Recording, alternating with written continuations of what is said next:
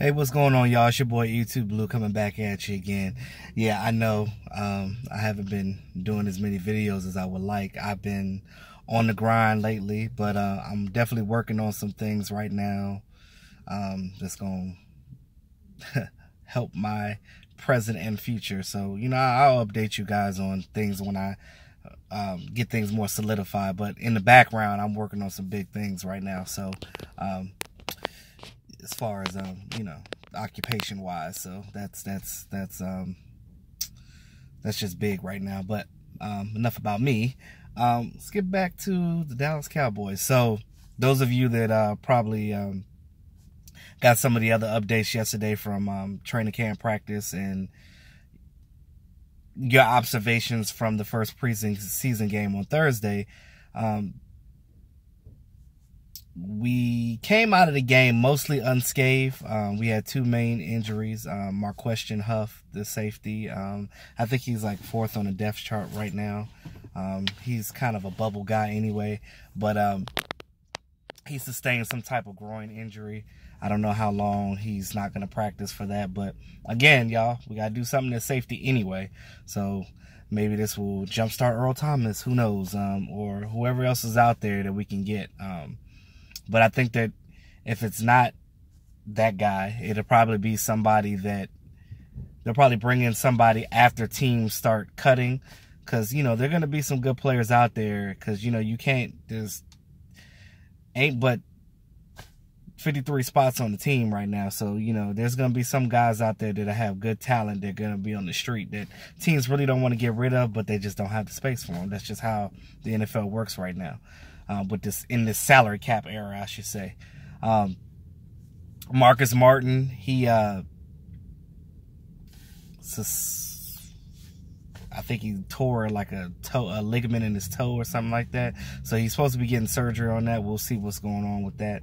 But they're going to have to do some roster adjustments right now to see, just so they can have the adequate amount of people to practice. So, because they don't want the starters, you know, getting injured before the season. So they want to get these guys out here that's trying to make the team out here, you know, out here doing most of the bulk of the work. But overall, like I said in my last video, y'all, I'm really happy with what I've seen in the preseason game as far as certain positions, like our offensive line is looking good. I just think that we need to churn the roster. It's not our starters is the issue. It's the younger guys. We have to get them up to speed and make sure that whenever the starters are not in the game, that we don't get to a point where we start sucking. You see what I mean? Like, you want to, that's how the Eagles won the Super Bowl, because they had depth throughout their team. Even their backups were decent, and they were out there making plays and doing things. It's all about what you can do as a player and what you can bring to the team. So if you are a unique player and you're somebody that's decent enough to, you know, come out here, and that's with any team in the NFL, not just the Cowboys, for any team. If you're somebody that they can count on, more than likely you're going to make the team. I mean, because at the end of the day, your teams look at your attitude, not just the way that you play, but your attitude towards the game and towards your teammates and stuff like that. Do you have leadership qualities, things of that nature? These coaches are looking for all these attributes in a player that they want on their team. That's what Jason Garrett means when he means the right player.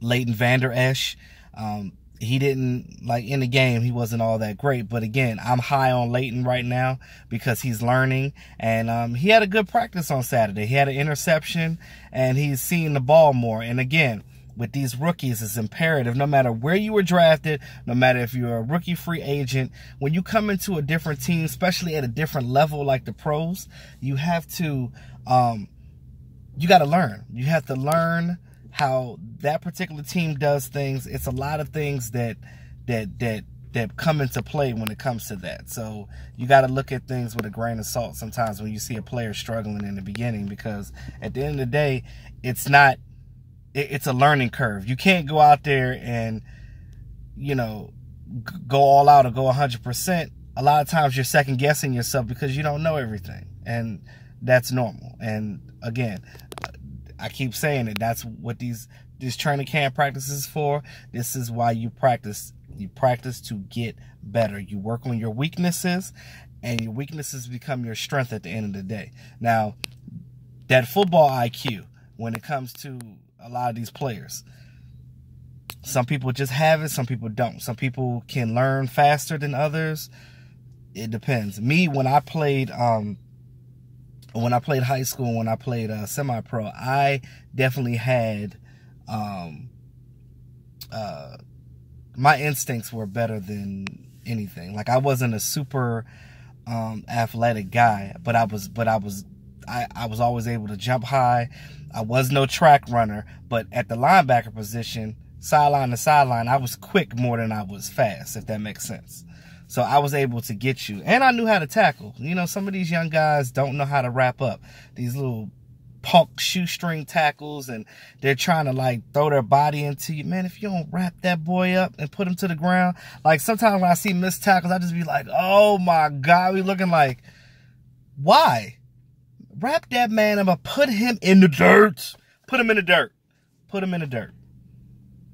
I mean, I want to see that helmet go sideways. You remember back in the day? Well, y'all, you remember back in the day when you would see football and they would hit them so hard, their helmet go to the side, like in some of the movies and stuff like that. That's what I see. I want to see helmets twisted. But I'm just joking, y'all. But you know me, I'm a jokester. That's just what I do. But I'm looking at everything, and I'm looking at Randy Gregory. And I'm happy that he's back. I just pray that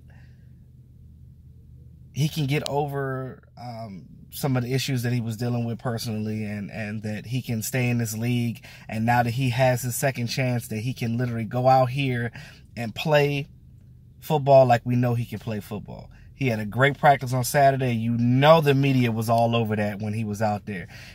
He's back in. He's doing individual drills right now with the team, and he's looking good.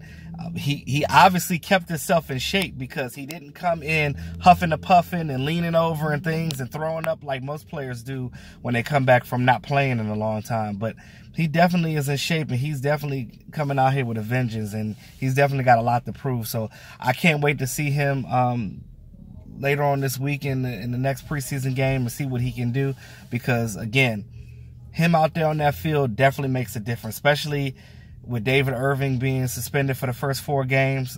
We need somebody out there to help DeMarcus Lawrence get it in.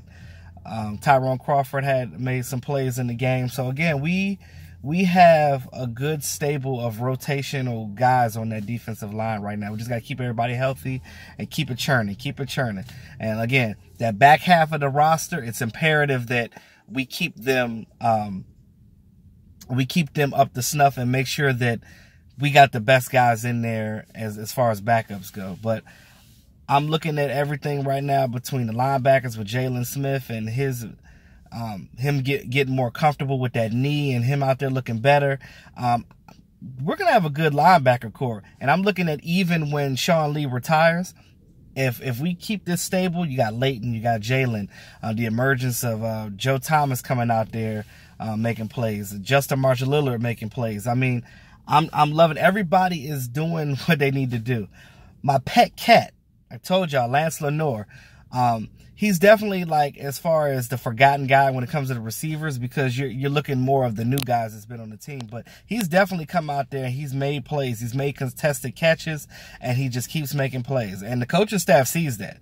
So, you know, Noah Brown better get his butt back out there on that field and fix that hamstring up, because I'm telling you, you ain't out here on this field, your job is going to get taken from you. And that's just how it is, because whenever there's somebody injured, it's that next man up mentality.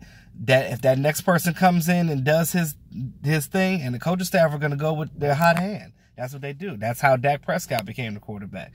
He came in when Tony Romo was injured, and he was the hot hand. He started winning, and that's what it is. So you got to do your due diligence. Now, I want to see Jordan Lewis in this next game start over Anthony Brown. I just want to see what. Well, we know what Jordan Lewis could do. We've seen him last year, but I actually want to see him get that starting position, just to see what he can do over AB in this point. Now, I know a lot of you say that AB is garbage. He probably is, but you know, it's funny because I've seen him do good. And I'm a type of person, like, when I look at certain things, when I see that you can do good and you have done good, you obviously can do it again. Now, some people, maybe the game, maybe it just didn't have a good day. We all are human. We're not robots. Everybody has a bad day. Hell, I have bad days all the time. It is what it is. But I'm a type of person, when I see, with me personally, when I'm not doing something as good as I know I can do, or I'm going to come back the next time and go harder and do what I need to do and get better at it. That's just the way I am. But that's all I got at this moment, y'all. I just wanted to holler at y'all so y'all can see my face again,